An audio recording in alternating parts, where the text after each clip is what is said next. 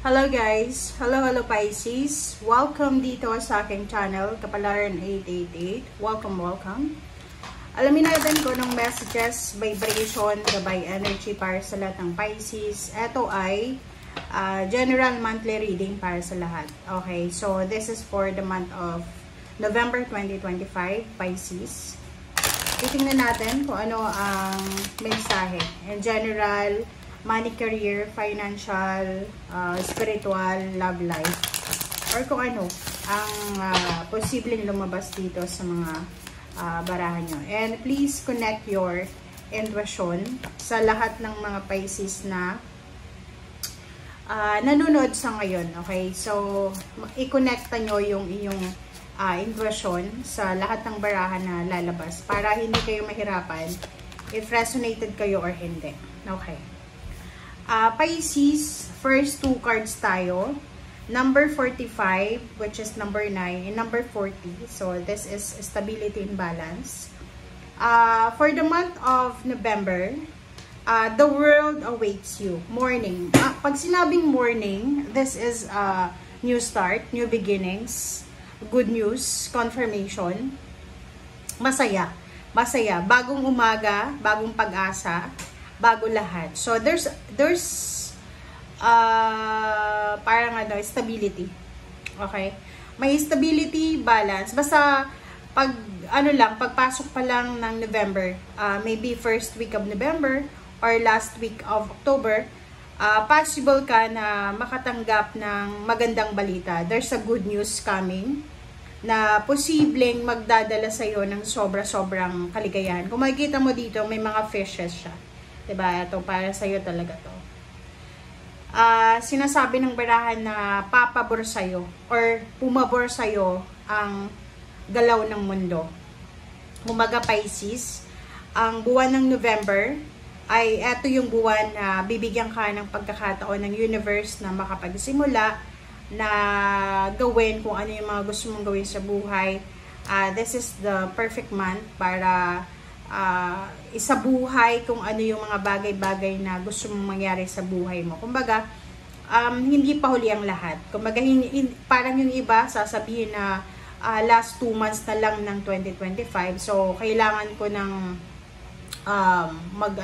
lay low. No. Etong barahang to ay nagsasabi sa iyo, Pisces, na kahit diba, December 31, kung may blessings na darating sa iyo, you need to be grateful and thankful. So, yun. Good news, confirmation, victory, success, recognition. So, kung ano man yan na expected or unexpected na blessings, congratulations sa inyo. 45-9, so this is near the completion. Throne, diba? Sinasabi ng baraha, your potential is endless. So, yun, resonated siya sa number 40, which is morning, new beginnings. Meron dito sinasabi na yung potential mo ay unlimited. Endless siya. Walang katapusan. So, sinasabi ng barahan na ngayong buwan na to ng November, eto yung starting point, eto yung starting over, or eto yung simula ng lahat ng blessings na minamanifest mo. Like, halimbawa yung ibang Pisces na sobra-sobra na kayong blessed last year, this year, or few years ago, ano pa lang yun? Patikim pa lang yun sa inyo, Pisces. Kasi, bago matapos yung taon, may makiklaim kayo. Kumbaga, i-reclaim mo yung throne mo, yung power mo. Halimbawa, mayroong salary increase, higher position, meron ditong marireclaim mo yung freedom mo, yung power, your energy, your health. So, parang sinasabi ng barahan na November is starting point to para makabalik ka sa dating ikaw. So, kung makikita mo dito, para kang reyna, hawak mo, sobrang fiery diba? So, sinasabi ng baraha, marami ka mang pinagdaanan or pinagdadaanan na hindi maganda sa iyong buhay. But this November, dito magtatapos ang lahat. Kasi magsisimula Bibigyan ka ng pagkakataon ng universe na makapagsimula. Na makuha mo agad or ulit kung ano yung mga nawala sa iyo, ninakaw sa iyo, or ginawa ka ng masama or anything. Alright, so let's check. Ano pa ba? So, tingnan natin. This is for money. Okay? Pisces. Ano ba ang balita? na matatanggap mo, or ano ba yung messages, energy, yun, kapalaran na pwede mong matanggap in terms of money for the month of November. Okay. Love life, 14-5. So, nakikita ko sa'yo dito, kahit na halimbawa na mayroong mga Pisces dito na unemployed ba kayo, or hindi maganda yung takbo ng finances mo, you're still blessed. Blessed na blessed ka kasi yung asawa mo, or boyfriend, girlfriend, parents, siblings, sila ay financially stable. Kumbaga, halimbawa, kung ikaw ay nagpapahinga sa ngayon, naka-leave of absence ka, or maybe buntis ka, malapit ka ng mga anak, or maybe retired ka na, sinasabi ng baraha, okay lang yun. Kasi kahit na tumigil ka sa trabaho, still meron pa rin na papasok na grasya, mayroon pa rin papasok na pera sa buhay mo, or meron pa rin papasok na swerte sa buhay mo. 4610, sinasabi ng baraha sa'yo dito na huwag kang mag-alala, okay? Don't panic, don't fret, okay? Huwag kang mag-alala kasi lahat ng naiisip mo, lahat ng mga pinoproblema mo ngayon or dati pa, ay matatapos na yan. Kasi kung makikita mo dito, sinasabi na talagang marireclaim mo yung power eh. Diba? So, this is the month na sinasabi ng bara sa'yo dito na i-let go mo lang. Okay? I-let go mo lang kasi paparating na siya eh. Like for example, halimbawa, parang trend yan, diba? Halimbawa, naghihintay ka ng trend. Okay? And wala kang magagawa kasi yung trend na yon, kahit malate ka pa or advance ka dyan sa train station, darating at darating yan. Kasi nakaschedule siya. Parang yun sa'yo. So, kung nakaschedule yung success na yun sa'yo, darating at darating siya sa ayaw at sa gusto mo or sa ayaw at sa gusto ng mga tao sa paligid mo. Okay, for the love life, sinasabi ng bara sa'yo, let the divine guide help you. So, etong barahang to, meron ka bang mga stress or anxiety regarding sa love life or regarding sa family?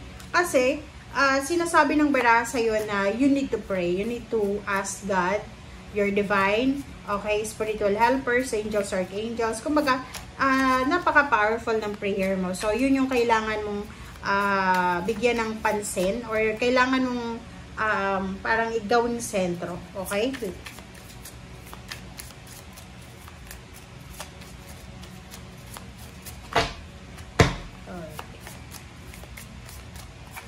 Okay.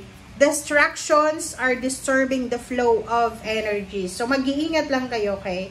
You need to be careful doon sa mga Pisces, babae ka man or lalaki, you're married or you're in a relationship, iwasan natin yung third party, yung mga ex nyo na nakipag-connect sa inyo, yung mga nakikilala nyo pa lang na gustong hingin yung number nyo, yung kung ano man, yung address nyo, wag nyong ibibigay kasi sa usaping relationship, may possibility dito na mayroong mga distractions na papasok sa relationship ng dalawa. Okay? So, yun yung kailangan yung iwasan sa ngayon. Alright. So, this is the last deck. Tingnan natin. Oh, sorry. Reverse na Empress. So, yun. Ang reverse na Empress, ibig sabihin, meron tayo ditong control na ginagawa. Halimbawa, may mga nagbabago sa paligid natin. Like, halimbawa, nagbabago yung katawan mo. Aging, diba? Maybe meron kang mga ginagawa para kontrolin yung aging. So, umiinom ka ba ng mga gamot para pampabata or kano pa man. So, nakikita ko dito na The Empress, marami kang ginagawa para kontrolin kung ano ang mga bagay-bagay na dapat mangyari. Okay? King of Stakes.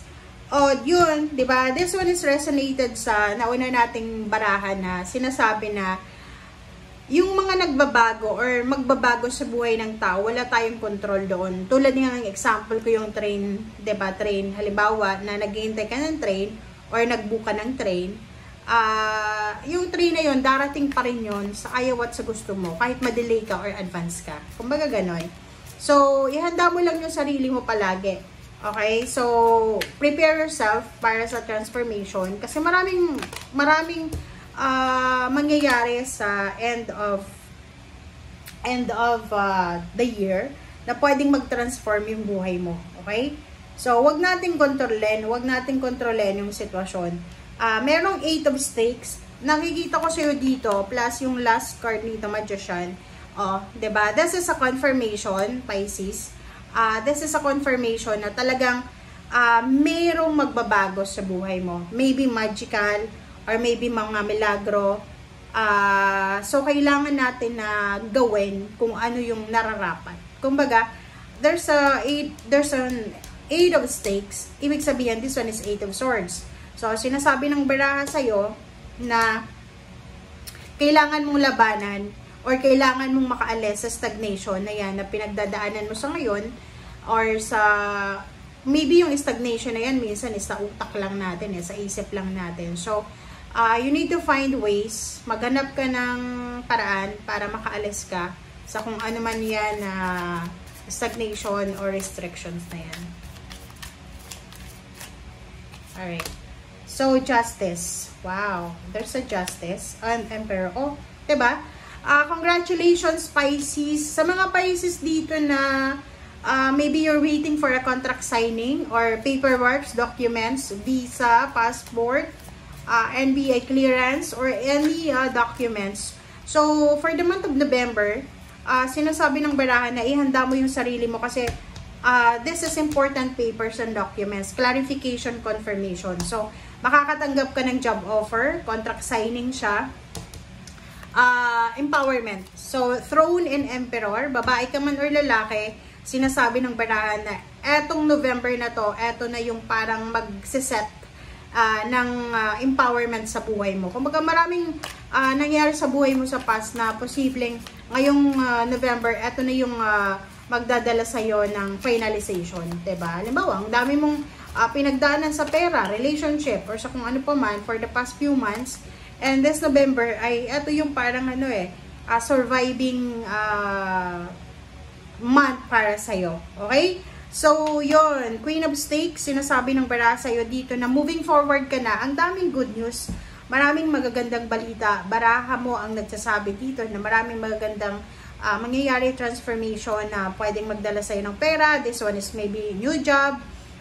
This one is financial fulfillment. So, kung makikita mo dito guys, 1, 2, 3, 4, 5 cards ang nagsasabi sa'yo na kung ano man ang mangyari this November, ibig sabihin, this is your good karma. Kasi good karma to Ibig sabihin na itong justice na to, yung parang hindi mo siya masyadong binibigyan ng pansin Like, halimbawa, nag-apply ka, nag-pass ka lang ng resume sa isang company, and hindi ka naman 101% na desidido Basta gusto mo lang So, dito sinasabi na posibleng matanggap ka, okay?